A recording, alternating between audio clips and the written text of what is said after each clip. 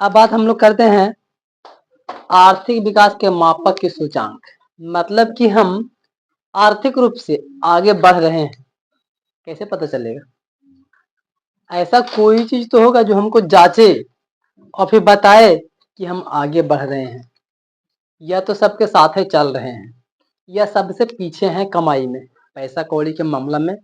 जैसे कि इंडिया का बात करें तो ठीक है ना, इंडिया के बाद, इंडिया में बिहार के बाद और भी बहुत तरह के राज्यों का बात, तो हमको कैसे पता चलेगा कि हम आगे बढ़ रहे हैं या तो फिर हम पीछे हैं या तो मीडियम चल रहे हैं, ठीक है ना? तो इसके लिए हमको ये टॉपिक्स को पढ़ना पड़ेगा। आर्थिक विकास माप एवं सूचकांक हमको कहाँ से सूचना मिलता है, हम कैसे उसको मापते हैं कि हमारा आर्थिक विकास हुआ ही है, कैसे कहेंगे? तो इसके लिए हमको दो चीज का जरूरत पड़ता है। पहला हो गया हमारे राष्ट्रीय आय और दूसरा हो गया प्रति व्यक्ति आय। ये दोनों से हमको पता चल जाता है कि हमारा देश जो है वो सही जा रहा है या तो बहुत गरीबी में भी जिंदगी जी रहा है, उसको और विकास करने का जरूरत है। अब अगर प्रति व्यक्ति आय ठीक है तो इससे भी पता चल जाएगा कि यहाँ देश का क्या चल रहा है, अर्थव्यवस्था कैसा इसका स्थिति है, ठीक है ना? ये दोनों में से एग्जाम में दोनों आ सकता है, एग्जाम में, ठीक है ना? दो नंबर के दोनों आ सकता है कि राष्ट्रीय आय क्या समझते हैं परिभाषा दीजिए, या प्रति व्यक्ति आय क्या होता है इसको परिभाषा दीजिए। दोनों में से कोई भी आ सकता है। तो जब पूछेगा डेफिनेशन तो जो लिखा हुआ है लिख दीजिएगा, इसके बारे में फॉर्मूला भी साथ में लिख सकते हैं, कोई दिक्कत नहीं है।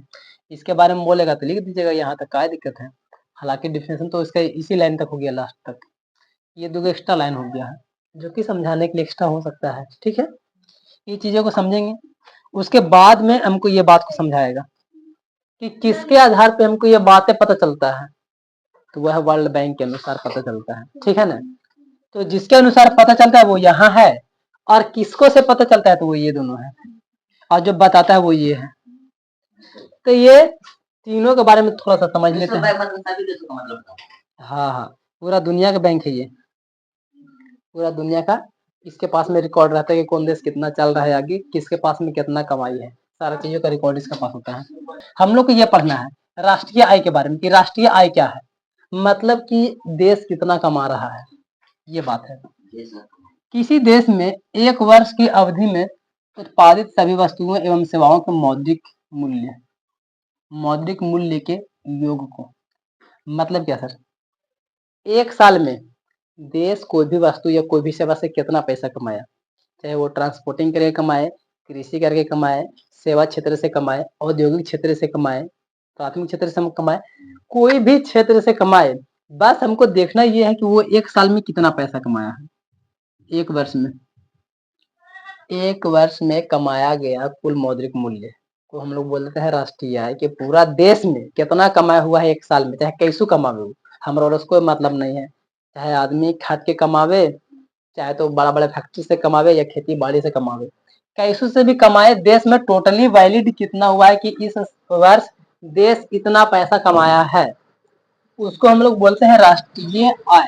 टोटली सभी जगहों का कैलकुलेट किया जाता है कि इस राज्य में इतना कमाई हुआ है, इस राज्य में फसल से इतना उत्पादन बढ़ा है, इस राज्य में इतना हुआ है, इस राज्य में उद्योग धंधा से इतना फायदा हुआ है, वो सारा चीज को एक जगह इकट्ठा करके कैलकुलेट किया जाता है, तो पता चलता है कि हाँ ये देश इतना कमाया है, ठीक है ना? सामान्य तौर पर अगर देखा जाए तो जिस देश का राष्ट्रीय आय जितना ज्यादा अधिक रहेगा उस देश को उतना विकसित बोला जाता है। अमेरिका को बोला जाता है कि विकसित है क्योंकि उसके पास खूब पैसा है, और जिस देश के पास में राष्ट्रीय आय कम होता है वो देश अविकसित होता है। भारत अभी अविकसित है, उतना विकास नहीं है, विकासशील कह सकते हैं, विकास कर रहा है लेकिन विकास नहीं है अभी पूरा, ठीक है ना? पूरा विकसित नहीं है। तो ये हो गया हमारे पास में राष्ट्रीय आय, समझ में आ रहा है? राष्ट्रीय आय मतलब सीधे सीधी पूरा साल में कितना पैसा कमाया है वो राष्ट्र के पास हो रहा है, पूरा टोटली जोड़ लो। अब आता है प्रति व्यक्ति आय। प्रति व्यक्ति आय मतलब सर पर कैपिटल इनकम, हर एक एक व्यक्ति कितना कमाता है। अब ये प्रति व्यक्ति आय मतलब कि गांव में जैसे मान लेते हैं गांव के लोग हैं तो हर एक लोग कितना पैसा कमाता है, या इसको हम लोग औसत भी निकाल करके बोल सकते हैं, ठीक है ना? जैसे कि माध्य जो निकालते हैं मैथ में औसत, यहाँ पर उसका इस्तेमाल कर सकते हैं, और औसत से ही ये चीजें पता चलता है, डायरेक्टली नहीं कह सकते हैं कि इतना कमाता है, इनडायरेक्टली बोला जाता है, अनुमान लगा के बोला जाता है। कोई 20,000 कमा रहा है और कोई 10,000 कमा रहा है, तो दोनों व्यक्ति कितना पैसा कमाया टोटल? 30,000। तो कितना कितना पैसा कमाया एक व्यक्ति? 15-15 हजार के आसपास। हमको नहीं पता है कि 20 कौन कमाया, 10 कौन कमाया, लेकिन हम पहले टोटल देख लेते हैं, उसके बाद समझते हैं कि ये वाला अगर सभी आदमी में बांटेंगे तो कितना कितना बटाएगा, उतना उतना पैसा कमाया होगा। क्योंकि यहाँ इतना ही पैसा आ रहा है, इतना ही पैसा में इतना ही आदमी पास में है, तो हम इतने इतने बांटेंगे। तो प्रति व्यक्ति आय यही है, ठीक है ना। राष्ट्रीय आय को देश की कुल जनसंख्या से भाग देने पर जो भागफल आता है वह प्रति व्यक्ति आय कहलाता है। राष्ट्रीय जनसंख्या के राष्ट्रीय आय को देश के पूरा जनसंख्या, राष्ट्रीय आय को देश के कुल जनसंख्या से भागा देने पर, सपोज दैट मान लेते हैं सर, मान लेते हैं कि राष्ट्रीय आय कितना हमारे पास में है, सपोज मान लेते हैं कि 10,000, सपोज दैट एग्जाम्पल फॉर, ठीक है ना। राष्ट्रीय आय को देश की कुल जनसंख्या से भाग देने पर जो भागफल आता है, मान लेते हैं कि 10,000 मेरा राष्ट्रीय आय है और कुल जनसंख्या जो देश का है वो भी 10,000 है, सपोज दैट। तो आदमी कमा कितना रहा है?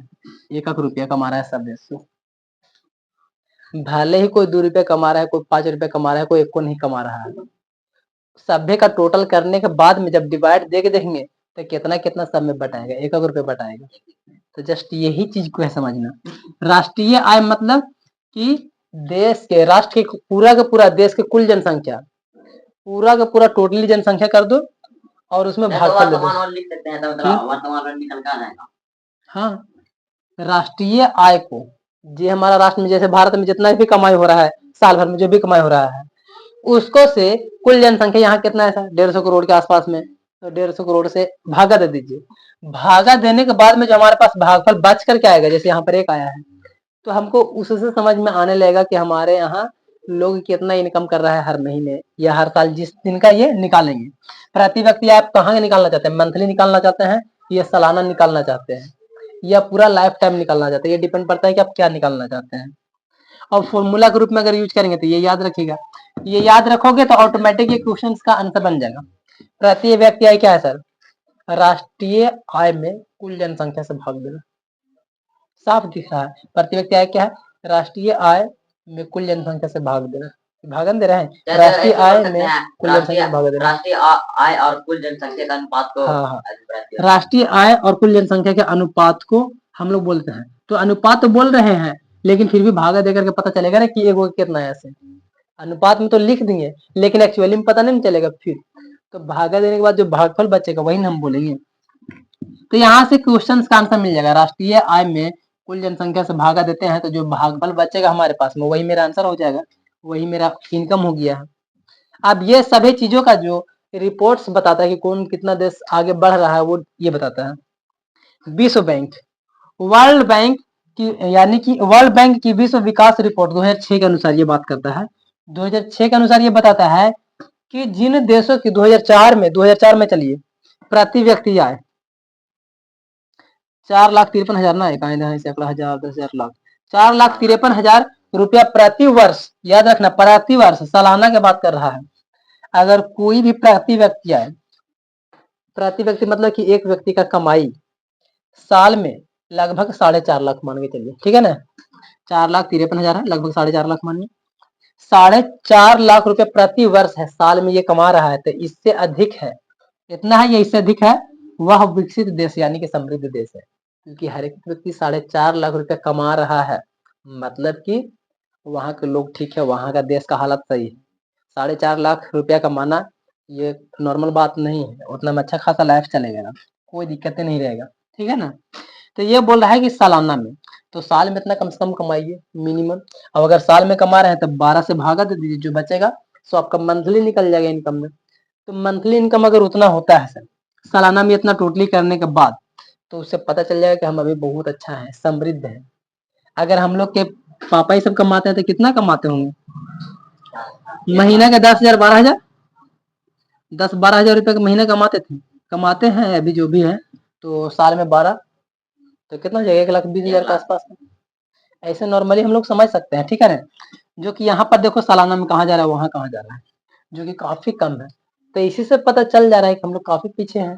साल में अगर 1 लाख 1.5 लाख रुपया भी नहीं ढंग से कमा पा रहे हैं और यहाँ बोल रहे हैं 4.5 लाख जाना चाहिए, इतना जाएगा सालाना, तो हम कहेंगे कि एक बेहतर है। और वो भी 2004 के हिसाब से। अभी तो ये क्रॉस कर गया होगा, 6 लाख 7 लाख पर पहुंच गया होगा, इसका डबल हो गया होगा। क्योंकि जैसे जैसे जनसंख्या इतना फास्टली बढ़ रहा है, महंगाई इतना तेजी से बढ़ा है, दुगना हो गया। हमको जहां तक याद है 50-55 रुपया का लीटर तेल मिलने वाला भी 100 पार कर गया है, एकदम दुगना बढ़ गया। अब इतना डबल हो गया है तो जाहिर सी बात है कि ये पैसा भी डबल हो गया होगा। कि तेरा पास अब 10 लाख रुपए रहेगा सालाना, यानी कि अगर मंथली कमाई बोला जाए तो उसको लगभग भी तो 1.5 लाख 2 लाख रुपए के आसपास, तब उसको कहेंगे हाँ ये ठीक है। अब एक जमाना में हम लोग बोलते भी हैं कि कम से कम 50,000 से ऊपर जाना चाहिए। मिडिल क्लास जो नौकरी करते हैं, टीचर कोई भी सरकारी, ये कोई भी आदमी 40-50 हजार आता है सैलरी, तब उसका लाइफ थोड़ा ठीक ठाक है। और जो 2 लाख 3 लाख रुपया कमा रहा है हर महीना, तब वो थोड़ा बहुत घूम फिर भी सकता है, इन्होंने जा सकता है। मतलब कि नॉर्मल 40-50 हजार कमाने वाला के बिला उतना अभी की महंगाई में नहीं चल पा रहा है। वो भी कहीं ना कहीं कर्ज में है। किसी का भी शादी कर रहा था अपना दम पे नहीं, बाल बच्चा शादी कर रहा था कर्ज लेके ही कर रहा है अभी भी। तो मतलब इसको हम कहाँ से कह सकते हैं कि अभी विकास है, ठीक है ना। तो ये सब ऐसा देश को हम लोग विकसित देश बोलते हैं जहां पर जो प्रति व्यक्ति आय 2004 के अनुसार में सालाना में 4.5 लाख रुपया लगभग होना चाहिए, ठीक है ना। और वैसा देश जिसका प्रति व्यक्ति आय 37,000 रुपया से प्रति वर्ष, एरा से भी कम है, 37,000 हो या एरा से कम हो, तो उसको निम्न आय वाला देश माना गया है, जो कि विकासशील है। मतलब विकास की ओर जा रहा है, विकासशील है, निम्न है। अब खुद ही तुम सोच करके देखो, 12-3-36 3,000 का महीना, ऐसे साफ साफ नजर आ रहा है 3,000 के महीने के आसपास में। 2004 में 3,000 बहुत इंपॉर्टेंट बात था उस टाइम में। अभी ये बढ़ करके हम लोग का 3 के 6 हो गया होगा। जो कि भी नॉर्मली जो मिस्त्री मजदूर कमाते हैं रोज घरे से जा करके, वो लोग आराम से 9,000 के आसपास पहुंचा देते हैं। रेगुलरली 300 रुपये की दिहाड़ी मिलता है तो ये 9,000 के आसपास पहुंच जाता है। जो कि 2004 में और अभी 2025 में 26 में लगभग 20-22 साल के आसपास में इसको पास में जो बात है वो 20 साल अभी भी उतना ही है। मतलब कि महंगाई इतना बढ़ गया है ना कि वो पैसा अभी वाला पैसा उतना ही नजर आ रहा है, इससे प्लस तो पार ही नहीं हो पाया है। तो कहाँ से हम समृद्ध बनेंगे। अभी भी हम वही है ना, 20 साल, भले ही साल आगे बढ़ गया है, प्रगति हो गया है, थोड़ा सा विकास हो गया है आगे पीछे जो भी दिखने को मिल रहा है सब, लेकिन फिर भी पैसा भी तो उतना ही का उतना ही कमा रहा है। जो चीज अभी 2 रुपये में मिलता तो 10 में हो गया, सामान तो वही है, तो पैसा तो एक्स्ट्रा बढ़ा देने से भी क्या फर्क पड़ा, पैसा तो फिर सब खर्चा ही हो गया है, बचा ही कहाँ है मेरे पास में। तो फिलहाल मिला जुला करके घुमा फिरा के पैसा वही है, ठीक है ना। तो नॉर्मली ये बात भी यहाँ पर वैसा ही देखने को मिल रहा है। जितना व्यक्ति का रहेगा आय, डिपेंड पड़ता है कि उसका राष्ट्र का कैसा स्थिति रहेगा, वो ये बता देगा, ठीक है ना। और भारत निम्न आय वाला वर्ग में आता है, क्योंकि यहाँ क्या है सर, भारत का जो प्रति व्यक्ति आय है 2004 के अगर देखा जाए तो मात्र 28,000 रुपया था प्रति वर्ष। अब 28 से 12 का 12-12 24 बार सॉरी 12 से डिवाइड देंगे तो 12-24-36 12-24 24 12-24, मतलब कि 2,500 के आसपास में, 2,000 से प्लस जा रहा है, 2,000 2,500 के आसपास में जा रहा है मंथली इनकम 2004 के हिसाब से, जो कि काफी कम है, ठीक है ना। और उसके हिसाब से अगर अभी जोड़ा जाए तो अभी महंगाई जितना हिसाब से डबल हुआ है तो 2.5 के 5-5-6 में तो अभी नॉर्मली लोग चल जाता है काम उम करने के लिए, और महीना में 30 दिन काम भी नहीं करता है। नॉर्मल मट्टी काटे जाता है, आता है लेबर वाला काम करता है, कैसे करके महीना चल रहा है घर का खर्चा पानी, उससे ज्यादा तो कुछ हो ही नहीं रहा है। तो इससे हमको क्या पता चल रहा है कि हमारा देश अभी भाई रे बहुत पीछे है, देश हमारा पीछे है, इसे यही पता चल रहा है। तो इतना नॉर्मली हम लोग के पास में था। और यहाँ पर स्पेशली देखा गया है कि हमारे भारत में कुछ ऐसे राज्य को जिसका प्रति व्यक्ति आय यहाँ पे बताया गया है, छोटा सा तालिका में देख सकते हैं। यहाँ पे चयनित राज्यों के प्रति व्यक्ति आय चुना हुआ है हमारे भारत में कि कौन आगे है कौन पीछे, थोड़ा सा एक मोटा मोटी दिमाग लगाया गया। ये 2000 से 2003 के प्रति व्यक्ति आय को बात किया गया है। पंजाब में देख सकते हैं 26,000, केरल में 22,800 और बिहार में 5700। बिहार तो बहुत पीछे है। तो यहाँ से साफ पता चल रहा है कि हमारा जो बिहार है वो काफी पीछे है, और इस हिसाब से पंजाब काफी आगे जा रहा है। अगर दुनिया की बात की जाए, दुनिया में देशों की बात की जाए तो अमेरिका आगे जा रहा है, भारत पीछे रह रहा है। अपना देश के अंदर में कुछ राज्यों का बात किया जाए तो इसमें पंजाब आगे निकल रहा है और बिहार पीछे दिख रहा है, एकदम साफ साफ दिख रहा है, ठीक है। तो ये कुछ कैलकुलेशन है जिससे हमको पता चल जाता है कि हम कहाँ है। तो इससे हमको पता चल रहा है कि भारत हम लोग अभी बहुत पीछे है। चाहे जितना भी सुविधा आप ला लीजिए फिर भी दूसरा देश का मुकाबला नहीं कर पा रहे हैं, काफी पीछे हैं। ठीक है ना। ये सभी समस्याओं का समाधान धीरे धीरे किया जाएगा। और इन सब का समाधान होगा कैसे, वो सब तो लगभग हम लोग को 9 में मिला ही है, 9 वाला में और 10 वाला में कुछ मिलेगा और आगे कि हम लोग को जितना बेहतर हो सकता है कि जनसंख्या कंट्रोल करना पड़ेगा, शिक्षित होना पड़ेगा। ये सब कई तरह के कारण हैं जिसके वजह से हम लोग सुधार सकते हैं। ये सब 9 क्लास में ऑलरेडी पढ़ाई हो चुका है। ठीक है। तो ये सब जब तक सुधार होगा नहीं तब तक भाई चांसेस बिल्कुल भी नहीं है कि देश आगे बढ़ेगा। 10 मिनट शिक्षा और जनसंख्या, ये जो 2 काम कर लिया ना, काम ठीक हो जाएगा। जनसंख्या को एकदम नीचे ला दीजिए, इतना भी नीचे नहीं कि दूसरा आदमी आके गुलाम बना ले कि 10 आदमी चलो पीट पाट के भगा देते हैं, ऐसा नहीं। मतलब संतुलन होना चाहिए। मतलब जनसंख्या को नीचे करिए और शिक्षा को आगे बढ़ा दीजिए। ये 2 काम हो जाए, देश को बदलने में देर नहीं लगेगा। लेकिन लोग ये दोनों काम नहीं करना चाहते हैं। शिक्षा में पीछे रह रहा है, जनसंख्या में आगे रह रहा है। ये अपोजिट चल रहा है कंडीशन। हमारा गांव रहे, देश रहे। देश में जो छोटे छोटे गरीब लोग हैं ना, अधिकतर यही है।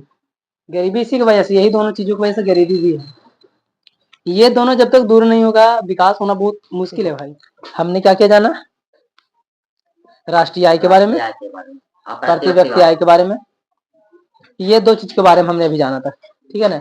और विश्व बैंक विकास रिपोर्ट, ये सब के बारे में बताया गया है कि कौन कितना प्रति व्यक्ति आया है, तो कौन ज्यादा है कौन कम है। ये चीजें तक बात हो गया है। ठीक है ना। अब हम लोग बात ये करते हैं कि मानव विकास सूचकांक क्या है। मतलब ऐसा क्या है जिसको उनको पता चलता है कि मानव विकास कर रहा है। कोई ना कोई तो ऐसा संकेत होना चाहिए ना, सूचक होना चाहिए जिससे हमको समझेंगे कि मानव विकास हो रहा है। ठीक है। इसमें मेरा एक फॉर्मूला भी याद आ जाएगा जो कि तुम लोग बताना कभी। ठीक है ना, बीच में दिमाग में आ गया तो बोल दूंगा। इसमें एक फॉर्मूला है और वही फॉर्मूला से रिलेटेड मेरा लाइफ का फॉर्मूला है। ठीक है, हम लोग टॉपिक स्टार्ट करते हैं। यहाँ पे मानव विकास सूचकांक। ठीक है ना। ये क्या है आखिर मानव विकास सूचकांक क्या है? Human development index. छोटी छोटी चीजों को हम लोग ध्यान में लेके चलेंगे। ठीक है ना। ह्यूमन डेवलपमेंट इंडेक्स ये पूरा हो गया है। इसको हिंदी में ये बोलते हैं और इसका शॉर्ट फॉर्मेट में यहाँ से एच, यहाँ से डी और यहाँ से आई, तो एच डी आई। ठीक है ना। तो हम अधिकतर जगह पर कहीं पर जब जरूरत पड़ेगा तो देखो एच डी आई लिखे हैं, तो कहीं पर शॉर्टकट में एच डी आई लिखे हैं। इसका मतलब ये इतना बड़ा हिंदी लिखने से बचने के लिए शॉर्ट में एच डी आई का यूज किया गया है। ठीक है। तो पहला चीज तो आपको यहीं पर ऑब्जेक्टिव मिल गया कि एच डी आई का फुल फॉर्म निम्न में से कौन होता है, ऑप्शन में मिलेगा। ठीक है ना। तो ह्यूमन डेवलपमेंट इंडेक्स, मानव विकास सूचकांक, ये आपका हिंदी का हो जाएगा। ये क्या है सर? यह सूचकांक संयुक्त राष्ट्र विकास कार्यक्रम, जिसको हम लोग शॉर्टकट में बोलते हैं यूएनडीपी, और इसका फुल फॉर्म हम यहाँ लिख भी दिए हैं। यूएनडीपी मतलब क्या sir? United national development program. ठीक है ना। यानी कि इसका हिंदी यहाँ पर लिखा हुआ है कि संयुक्त राष्ट्र विकास कार्यक्रम है। ठीक है। इसके द्वारा महबूब उल हक के निर्देश में तैयार किया गया पहला मानव विकास रिपोर्ट है, ह्यूमन डेवलपमेंट रिपोर्ट। ठीक है ना। अब यहाँ पर इसका फुल फॉर्म क्या आएगा sir? H D R. H D R, ये भी एग्जाम में मिलता है। एच डी आर का फुल फॉर्म क्या होता है? ह्यूमन डेवलपमेंट रिपोर्ट मिलता है। तो पहली मानव विकास रिपोर्ट में प्रस्तावित किया गया था, और ये किनके द्वारा किया गया था? तो यहाँ कहा गया महबूब उल हक के द्वारा। ठीक है ना। यही इसी के निर्देशन में तैयार किया गया था कि हमको ये चीजें चाहिए जिससे हमको पता भी चले कि इंसान आखिर आगे बढ़ रहा है। तो हमको पता कैसे चलेगा? तो उसके लिए एक मानव विकास सूचकांक को तैयार करने का निर्देश यही दिए थे। यहाँ पर एक ऑब्जेक्टिव हो गया, फुल फॉर्म का 2 ऑब्जेक्टिव हो गया, 3 ऑब्जेक्टिव ओवरऑल निकल गया। ठीक है। यूएनडीपी द्वारा प्रकाशित मानव विकास रिपोर्ट विभिन्न देशों की तुलना, लोगों के शैक्षिक स्तर, उनकी स्वास्थ्य स्थिति और प्रति व्यक्ति आय के आधार पर करती है। 3 चीजें, ये 3 चीजें इंपॉर्टेंट है। ठीक है ना। शैक्षिक स्तर मतलब आप कितना पढ़े लिखे हैं, शिक्षा के बेहतर, स्वास्थ्य, कमाई, प्रति व्यक्ति आय। आपके अंदर अगर शिक्षा नहीं है तो आप विकास करेंगे, इसका क्या मतलब निकलता है? आप पढ़े लिखे नहीं तो विकास करेंगे, ये कोई तो बात नहीं बनता है। अब आप एकदम रोग बीमारी से ग्रसित लोग हैं, क्या विकास है वो? ठीक है। प्रति व्यक्ति आय ही नहीं है, क्या विकास है? अगर इसमें तीनों में से एक चीज का भी कमी होता है तो मतलब नहीं कि आपका जो लाइफ है ना वो एकदम बकवास है, आपका लाइफ का कोई मतलब ही नहीं बनता है। आपके पास में ये तीनों होना ही चाहिए तब आप एक बेहतर लाइफ जीते हैं। यानी कि मानव विकास के रूप में नजर आता है कि हाँ ये व्यक्ति विकास किया है। 3 चीज होना जरूरी है। शैक्षणिक स्तर यानी कि आप शिक्षा जरूर करें, शिक्षित रहें, स्वास्थ्य आपका बेहतर होना चाहिए और आपके अंदर आय कमाने का टैलेंट होना चाहिए या आप आय कमा रहे हैं, तब आप समझे जाएंगे कि हाँ ये आप विकास किए हुए हैं। तो यहाँ पर यूएनडीपी द्वारा प्रकाशित मानव विकास रिपोर्ट है ये, जो कि अलग अलग देश का अलग अलग रिपोर्ट तैयार करता है। तो ये कौन क्या था इसके बारे में, तो यहाँ पर तो फुल फॉर्म है ही, यानी कि संयुक्त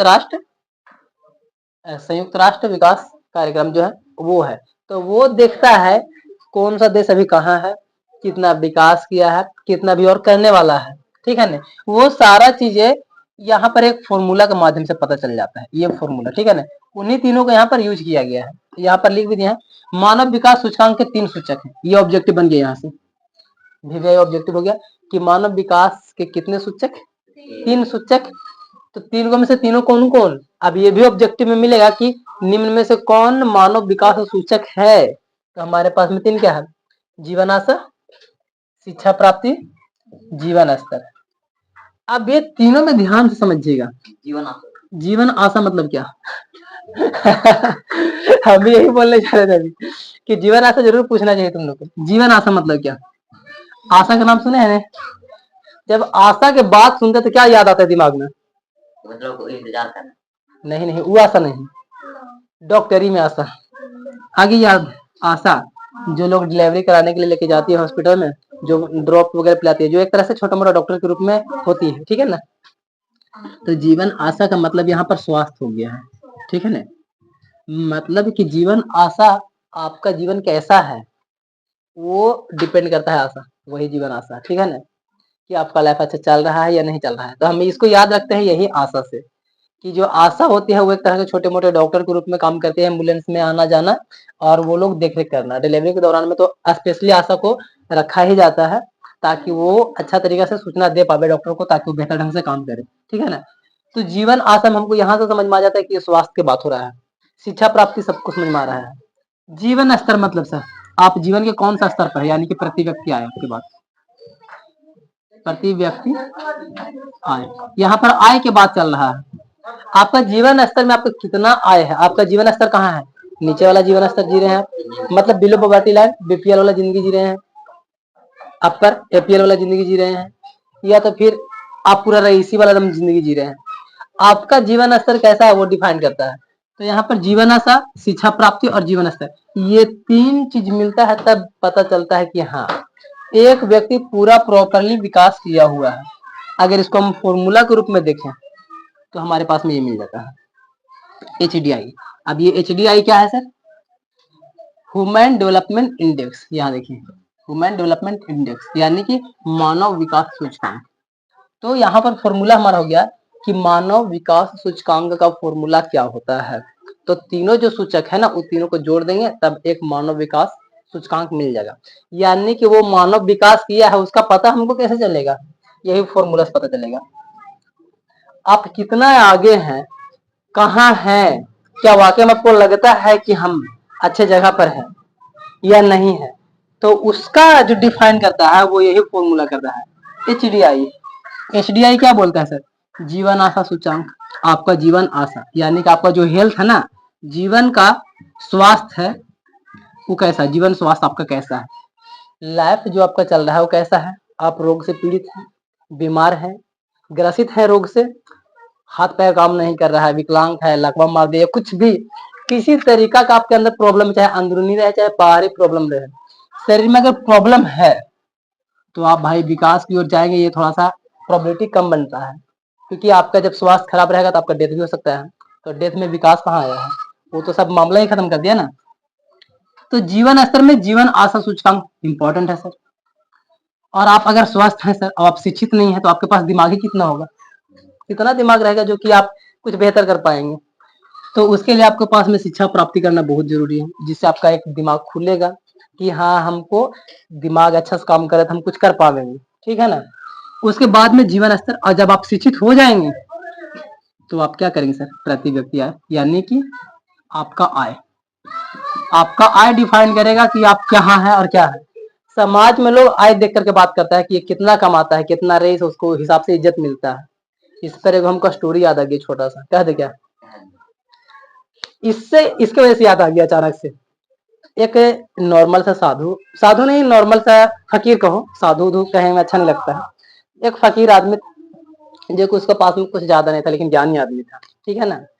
और इतना ज्ञानी था कि उसको राजा भी इनवाइट करता था कि मेरा महल में आवे, थोड़ा एक बार मेहमान बन के हम उसको खातिरदारी करे, अच्छा लगेगा। और उसको कार्ड भी दिया और बुलाया गया अपने महल में। जब वो कार्ड लेकर के फकीर जैसा आया, उसको कोई इज्जत नहीं, कोई वैल्यू नहीं दिया गया, क्योंकि वो फटा पुराना जो जैसा था वैसा ही चला है। तो सबको लगा ना कि ये फकीर क्या है, ये गरीब आदमी, इसको भगाओ बाहर। जितना दरबान था सारा लोग उसको भगाने लगा बाहर में कि चलो यहाँ से निकलो, ये सब कार्ड उठ दिखाया कि हमको निमंत्रण मिला है तब आए हैं, तो ये भगा दिया। वही काम फिर वो किया, थोड़ा सा दूसरा से उधार बाकी करके, मतलब कि दो कपड़ा और दूसरा से लेकर के आया, वही वही फकीर को फिर इज्जत मिलने लगा। और जब इज्जत मिला ना, तो वो फकीर अब राजा को सबक सिखाना चाहता था। तो वो क्या किया, जब खाना पीना सब बढ़िया से मिला एकदम सजा करके, तब उसको खिलाने लगा कि ले पगड़ी तू खा ले कोट तू खा, ऐसे करके। तो बड़ा राजा को बड़ा दिक्कत लगने लगा यार कि ये कौन सा तरीका है खाना खाने का, ऐसे कोई खाना खाता है कि पगड़ी को खिलाओ, पैंट के खिलाओ, शर्ट के खिलाओ। उसको बड़ा अजीब लगा। तब वो फिर बाद में समझाया कि हम भी यहाँ आए थे इससे पहले, लेकिन हमको कोई इज्जत नहीं हुआ, कोई हमको नहीं जानता था कि ये वही है। आज हम सूट बूट में आया ना, तो हमको समझ रहा है कि ये वही है या दूसरा कोई है। मतलब यहाँ क्या समझ में आया है, उसका आय देख करके, उसका पहनावा ओढ़ावा देख करके ये पता चलने लगा है कि ये व्यक्ति कुछ अच्छा खासा है। हालांकि ज्ञानी है वो और ज्ञान देना चाहता था, और फिर राजा जो उसी समय में माफी मांगता है कि गलती हो गया है। इससे हमको ये भी सीख मिलता है भाई रे कि कभी भी व्यक्ति को बाहरी देख रेख से जज नहीं करना चाहिए। बहुत सारे लोग होते हैं कि नॉर्मल रहना पसंद करता है, लेकिन उसको पास में ये तीनों होता है। यानी कि ओवरऑल बात की जाए तो वो HDI होता ही है, ह्यूमन डेवलपमेंट इंडेक्स, यानी कि मानव सूचकांक के द्वारा में, विकास सूचकांक के द्वारा में वो पूर्ण रूप से सेटिस्फाइड होता है। उसके पास में सब कुछ होता है, लेकिन फिर भी वो घमंड या अहंकार नहीं रखता है, एकदम नॉर्मल जीवन स्तर जीता है, अपना लाइफ का सुकून वाला लाइफ जीता है। अधिकतर तुम देखोगे बड़ा बड़ा व्यक्ति को, टाटा बिरला, ये सब बहुत सिंपल सा लाइफ जीते हैं। उन लोग का वही कपड़ा, वही टी शर्ट, सेम सेम वही रहेगा। और नॉर्मल जो कम कमा रहा है पूरा दिखावा करता है, ऐसा कुछ लाइफ होता है। बट हम लोग को ये समझना है कि HDI क्या था सर, मतलब कि हमारा जीवन बेहतर होना चाहिए। और अगर स्वास्थ्य है सर, तो हमारे जीवन में शिक्षा जरूरी है, ताकि हम बेहतर लाइफ अपना जी पाए। और जब शिक्षित हो जाएंगे सर, तो बेहतर इनकम होना चाहिए, जिससे हमको कोई वस्तु को खरीदने में या कहीं घूमने फिरने में कोई प्रॉब्लम ना हो, और उससे पता चले कि हमारा कितना मतलब कि वैल्यूज है। ठीक है, ये जब तीनों होता है तब यहाँ इसको HDI माना जाता है कि हाँ आप एक मतलब विकास व्यक्ति हैं, आप एक बेहतर व्यक्ति हैं। और तुम खुद नोटिस करो इसमें से तुम्हारे पास क्या नहीं है। देखो इसमें जीवन स्वास्थ्य है क्या, कुछ तो कुछ है। क्या आप शिक्षित है पूरा बढ़िया तरीका से, जीवन स्तर आपका प्रतिभा क्या है, आप अभी स्टूडेंट है तो आपके पास में ये है, स्वास्थ्य है, अभी शिक्षित हो रहे हैं, बस ये नहीं है आपके पास में, तो क्या आपको वैल्यू मिलता है घर में नहीं मिलता है ना। अगर आप मान लेते हैं कि आपके पास में पैसा है, ठीक है, शिक्षित भी हैं, अब अगर आपका शरीर अच्छा नहीं है, आपके पैसा वैसे आप लोग, आपको तो सेवा मिल जाएगा, थोड़ा सा काम उम करने के लिए लोग आ जाएंगे, लेकिन आपको ही अपना लाइफ देखने का मन नहीं करेगा, क्योंकि आपका स्वास्थ्य एकदम बेकार है। तो आप क्या कर रहे हो उतना पैसा रख करके। एग्जाम्पल ले लो ना भाई, जो लोग मर रहे हैं रोज, इतना बड़ा बड़ा पैसा घर महल बना करके रह रहा है और चल पड़ रहा है, और वैसे ही पड़ा रह जा रहा है। आपका लाइफ ही बेकार है, तो आप कहाँ सा विकास किए हैं। उस पैसा का आप अपना स्वास्थ्य ठीक करने में नहीं इस्तेमाल कर रहे हैं। तो ओवरऑल हमारे पास में ये तीनों चीजें होना ही चाहिए। हम बोले थे कि एगो हमारा फॉर्मूला है जो किसी से रिलेटेड है, पता नहीं बोलना चाहिए कि नहीं, बोल दे क्या। ये मेरा लाइफ का गोल है, ठीक है ना, सिंपल सा मेरा लाइफ का यही गोल है। और इसमें ये फॉर्मूला मैच करता है थोड़ा थोड़ा, ठीक है ना, थोड़ा थोड़ा मैच करता है, बट मेरा फॉर्मूला अलग है। पहले हम इसको नहीं जानते थे, हम भी 10वीं में पढ़े थे तो हमको नहीं आइडिया था। पिछला साल पढ़ाए तो हमको इतना डीपली में इस पर रिसर्च नहीं किए थे। बट जब हम अपना लाइफ का स्ट्रक्चर डिजाइन किए ना कि मेरा लाइफ में ये चाहिए, तब हम ये जब रात में पढ़े तो अचानक से हम रिलेट कर गया दोनों, कि आपका जो सोचा हुआ है ये किताब का लिखा हुआ एकदम मैच कर गया पूरा पूरा। हमारा क्या सोचा गया है, फॉर्मूला बढ़िया बनाए थे, हेल्थ, वेल्थ और डेल्थ, ठीक है ना, इसको डेथ भी बोलते हैं शॉर्ट में। ये मेरा मेन फॉर्मूला था। जीवन जीने का ये 3 स्तर होता है जो कि हमारा अपना समझ से जो समझ में आ पाया है। पहला जीवन स्तर में होता है सर आपका स्वास्थ्य, सॉरी हेल्थ है ना। स्वास्थ्य आपके पास अगर है आप ठीक है, वेल्थ आपके पास धन है, स्वास्थ्य है आपके पास धन भी है, बट एक चीज को लोग मिस कर देता है, इस चीज को, इसी चीज को स्वीकार नहीं करता है लोग। हम इसको पूरा पूरा स्वीकार करना चाहते हैं। डेथ मतलब मृत्यु। इंसान के लाइफ में ये चीज जानना चाहिए कि भाई रे, हम जब जन्म है तो मरेंगे, लेकिन मरने का एक कंडीशन होता है, उसका भी तैयारी करना। और ये मेरा लाइफ है जो कि हमारा यहाँ ठीक है, इसके लिए हम मेहनत करते हैं खूब दिन रात, इसके लिए भी मेहनत करते हैं और इसके लिए भी। हम तीनों को साथ लेके चलते हैं। मरने में कोई घबराहट नहीं होना चाहिए, जीने में कोई घबराहट नहीं लगना चाहिए, पैसा कभी नहीं होना चाहिए। ये तीनों के लिए जब हम प्रॉपरली मेहनत करते हैं तो मेरा लाइफ एक बेहतर लाइफ बन जाएगा, जो कि एचडीआई से भी ऊपर का रहेगा, ठीक है ना। क्योंकि इसमें एक डेथ है जो कि व्यक्ति को वैलिड देता है कि आपको मरना भी है एक अलग ही तरीके से, एक अलग ही अंदाज से। ये मेरा शॉर्टकट ट्रिक्स है। हम अपना लाइफ के लिए अभी भी पेपर में घर लिख के रखा हुआ है, बट साटे नहीं है, हालांकि दीवार में साटने के लिए सोच रहे थे। उसमें हम 20 गो रूल्स लिखे थे अपना कि हमको ये लाइफ में करना है। उसमें से हम बोले कि बहुत झोल झमेला है, इसको छोटा कर दो, और छोटा में ये 3 गो रूल ला दिए।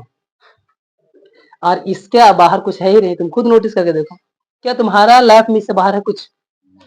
हेल्थ चाहिए भाई, स्वास्थ्य चाहिए, और वेल्थ चाहिए तो उसके लिए पढ़ना पड़ेगा, जो कि तुमको इसके बाद में पढ़ने के बाद ही ये तुमको मिलेगा। गरीब आदमी को काहे नहीं मिल गया? तो वेल्थ के लिए तुमको पहले पढ़ना पड़ेगा, तो ये हेल्थ चाहिए और वेल्थ भी चाहिए, जो कि लोगों का लाइफ का ये सबसे अहम होता है कि लाइफ में हमको यहीं पहुंचना है, जिसको लोग सक्सेस बोलता है, इसको हम वेल्थ बोलते हैं, इसी को बोलता है सक्सेस।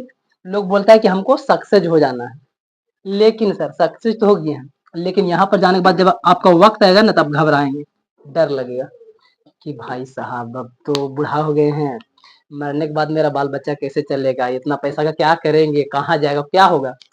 जब टेंशन आता है ना तो इंसान लाइफ में ढंग से मर नहीं पाएगा। और वही लोगों को मतलब मौत के बाद भी लाइफ अच्छा, या यूँ कह ले कि वो सब बहुत अलग बातें हैं, लाइफ बढ़िया नहीं लगता है वो सब। ऐसे व्यक्ति वो बहुत दूर के बातें सुनने बोलेंगे, बहुत उल्टा पलटा हो जाएगा बात फिर। तो सीधा सा वो मेरा रूल्स था, और यहाँ पर ये एचडीआई लगभग चीजें मैच कर रहा है, जीवन आशा, शिक्षा, जीवन स्तर, ये तीनों मैच कर, बस इसमें मेरा एक फॉर्मूला ऐड हो गया है, ठीक है ना। तो हमको याद आ गया अचानक से क्योंकि हम अपना रूल्स बनाए हुए हैं। तुम लोग का भी लाइफ का एक रूल्स होना चाहिए, ठीक है ना, तुम लोग बना लेना, ठीक है ना। हम अपना कॉपी में सब चीज डायरी में लिख के रखते हैं, लाइफ रूल्स।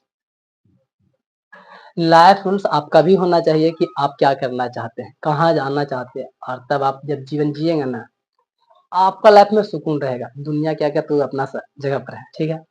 तो मेरा रूल्स है भाई रे, हम इसको फॉलो करते हैं। सबका एक टाइम टेबल बनाया गया है, हमको कब हेल्थ के लिए मेहनत करना है, वेल्थ के लिए कब मेहनत करना है, इसके लिए कब। इसलिए तो 12-12 1-1 बजे रात तक जग जाते हैं, इतना देर तक हम जगे हुए रह जाते हैं। कितना देर तक सोते हैं? थोड़ा सा सोते हैं, 5 घंटा 4 घंटा, कभी कभी तो 2 बजे सोते हैं, आज 5 बजे उठ जाते हैं, 3 घंटा होता है, पढ़ाने भी आ जाते हैं। बहुत तरह के चीज चलता है। आपके पास में भी लाइफ के लिए कुछ होना ही चाहिए भाई, तब आपका जीवन जीने का जो तरीका अंदाज बदल जाएगा। यहाँ पर बात करें अब, इसमें हम एक चीज और समझाने के लिए बोले थे, डब्बा वाला। हाँ डब्बा वाला तो भुला ही जाते हैं। ये चीजें हैं ये। हाँ यहाँ पे देखिए पेज नंबर 16 में ये तालिका देखिए, यहाँ पे क्या समझाने का कोशिश किया गया है। 1.4 में 2004 के लिए विभिन्न देशों के एचडीआई मूल्य, हर एक देश का कुछ न कुछ नोटिस किया गया है। यहाँ पर कुछ है 7-8 गो देश, 1 2 3 4 5 6 7 7 गो है।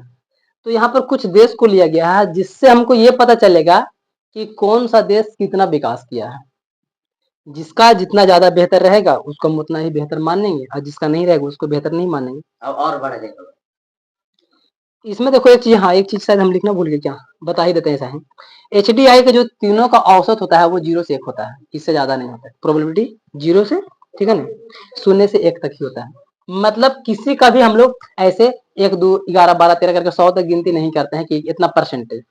0 से लेकर के 1 तक में तो 0.11 ऐसे करके 0.9235 ऐसे करके, मतलब कि 1 होने के अंदर में ही कैलकुलेट करना होता है। और जिसका 1 रैंक हो गया मतलब नंबर 1 पोजीशन पर है, उसके पास में ये तीनों स्तर सही है, ठीक है ना। उसका लैब बहुत बढ़िया तरीका से ये चल रहा है, वो उसको समझ में आ जाएगा, ठीक है।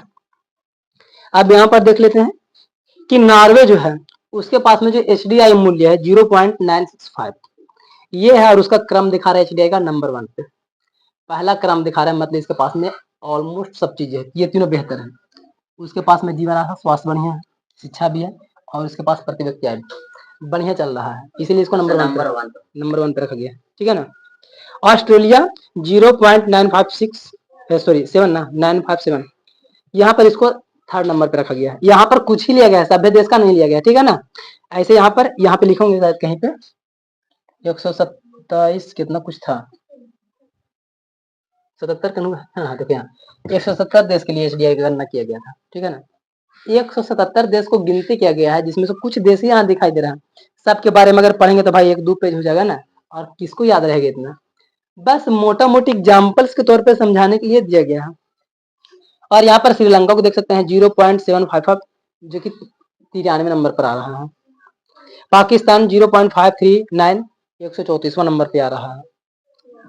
भारत हमारा 0.611 126वां नंबर पे।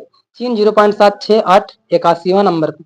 बांग्लादेश 0.530 137वां नंबर पे। ये हमको पता चल रहा है कि हम कहाँ हैं अभी। तो हम लोग अभी कहाँ है, जैसे कि भारत के बाद बताया जाए 0.611। अभी हम क्या बताए थे कि 0 से लेकर के 1 तक ही HDI का रूल्स है कि HDI नंबर 1 रैंक तक ही जा सकता है। ऐसा नहीं कि 1 से 100 तक के, हम 100 तक के गिन सकते हैं लेकिन पॉइंट से गिनेंगे, ना कि गिनती 1 2 3 4 5 6। तो इसमें गिन सकते हैं सर 0.1 से लेकर के ऐसे 100 अप तक गिन सकते हैं, 1000 तक गिन सकते हैं। तो यहाँ पर हमारे पास में 6 से 11 जो कि लगभग बीच में आ रहा है 500 के आसपास में, ठीक है ना। 500 से प्लस जा रहा है, जो कि बीच में आ रहा था, मतलब मध्यम नजर आ रहा है ना हमारा भारत।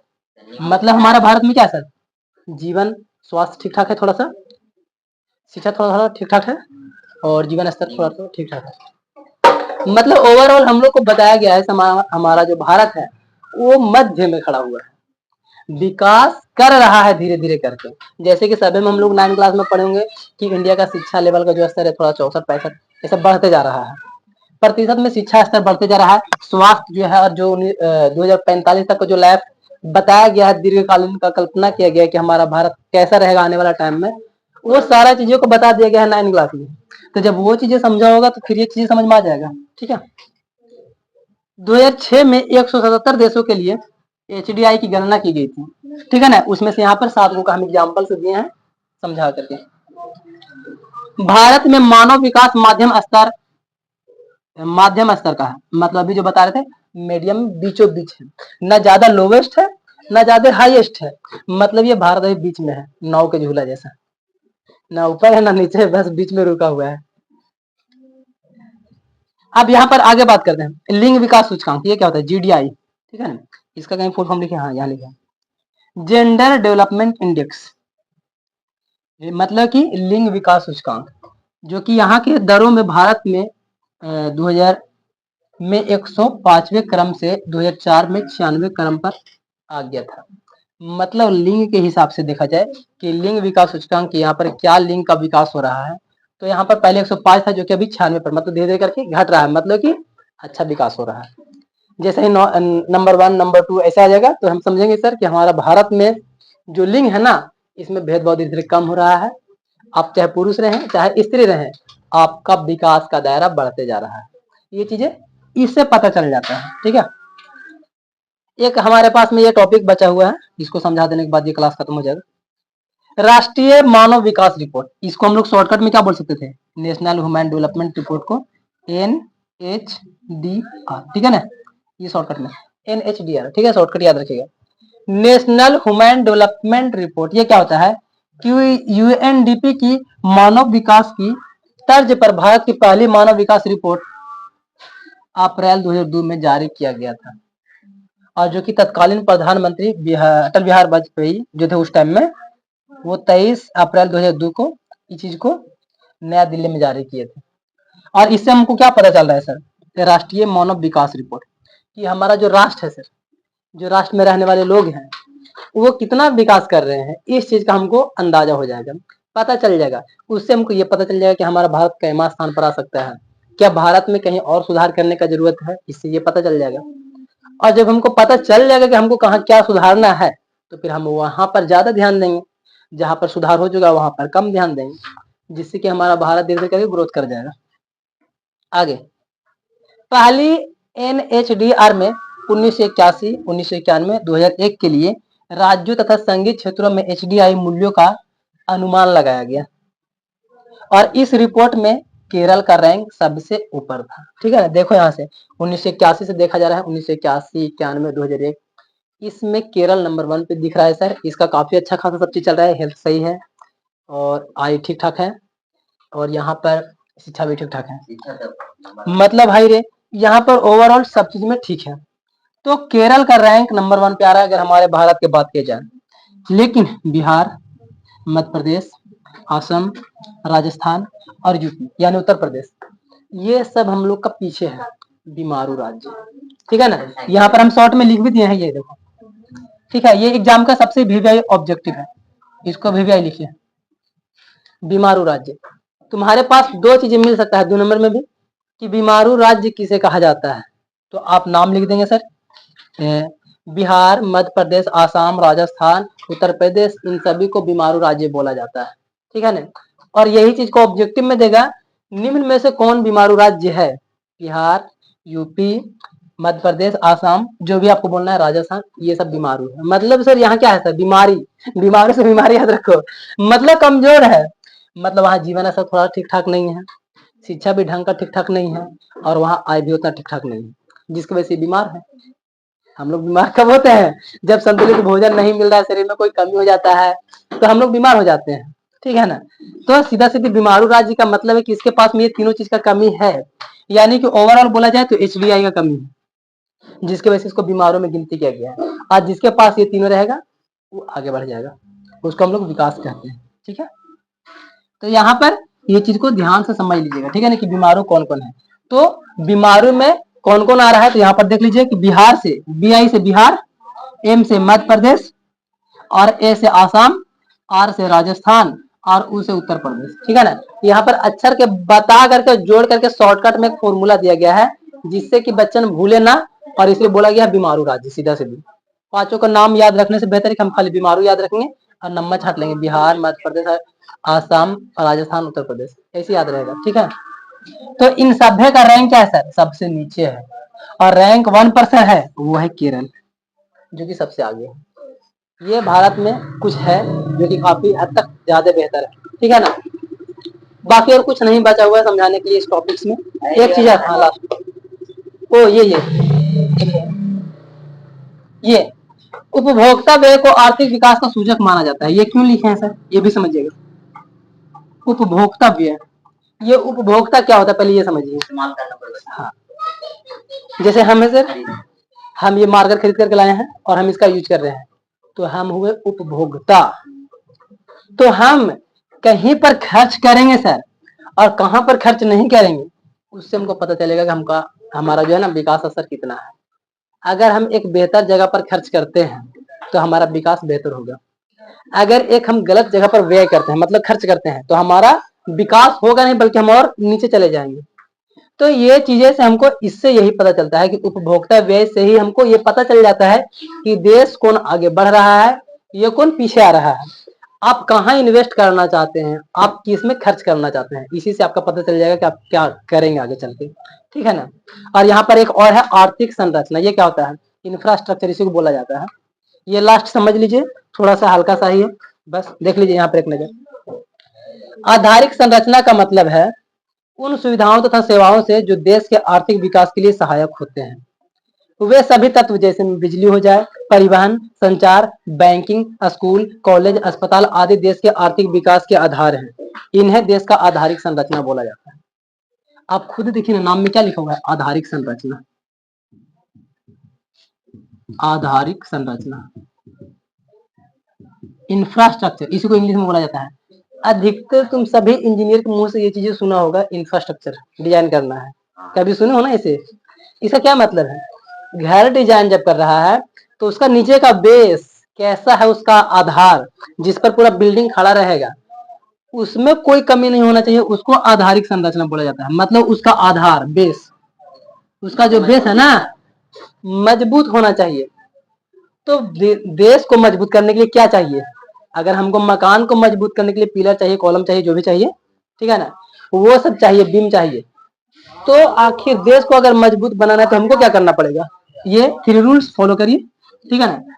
ये 3 रूल्स जो फॉलो कर लिया, उसका लाइफ चेंज, देश का हुलिया चेंज, मतलब देश में रहने वाले लोगों का स्थिति चेंज, देश का पूरा ओवरऑल स्ट्रक्चर चेंज हो जाएगा, रहन सहन का बिहेवियर बदल जाएगा।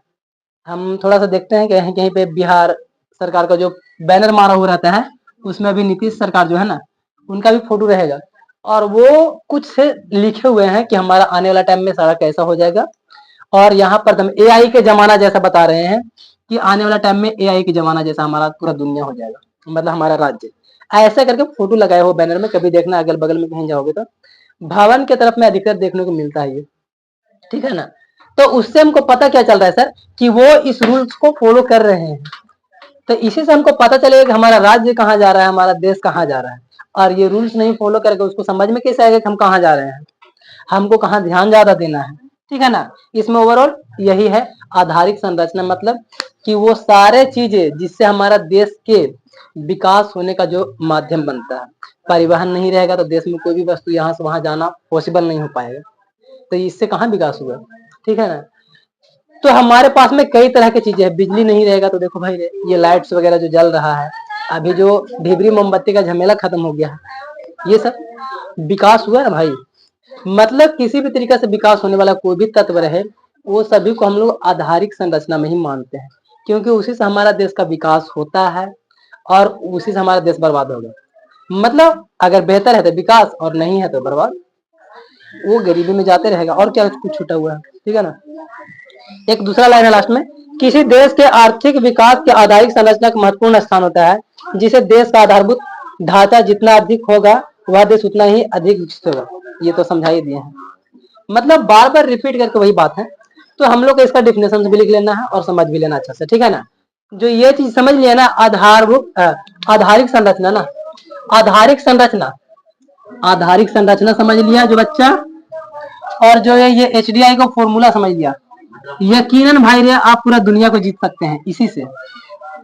आप आधारिक संरचना समझ लिए तो आपको वैसा बेस तैयार करना पड़ेगा, और आपके पास में तीनों है, तो आप चाहिए क्या है, आप जिंदगी के लिए क्या चाहिए? भौतिक शरीर के लिए तो कुछ कमी ही नहीं रहा है, जो कुछ चाहिए आप बाद वाला जीवन के लिए चाहिए, मतलब फिजिकली बॉडी के लिए इतना चीजें ही चाहिए, मौत के बाद में है, तो वो सब चीजें के लिए दूसरा चीजें चाहिए। लेकिन देश को विकास करने के लिए जो चाहिए, आधारिक संरचना बेहतर हो जाए, HDI यानी कि तीनों फॉर्मूला का कॉन्सेप्ट मिल जाए, देश विकास कर गया और हम लोग भी विकास कर जाएंगे, ठीक है। काफी ज्यादा डीपली में बताएं यार, इतना डीप में हमको कभी भी नहीं बताया है, हमको याद है कि हम कभी भी इतना नहीं बोले इतना डीपली में ये सब बातें। और ये हम बिहार के स्थिति के बारे में चर्चा करेंगे अब अगला क्लास में, जो कि काफी इम्पोर्टेंट है हमारा बिहार। भाई साहब, बिहार के बारे में चर्चा हो तो देखें कि बिहार का क्या हालत है और बिहार को कैसे ठीक किया जा सकता है, वो सब बाद में देखेंगे, ठीक है।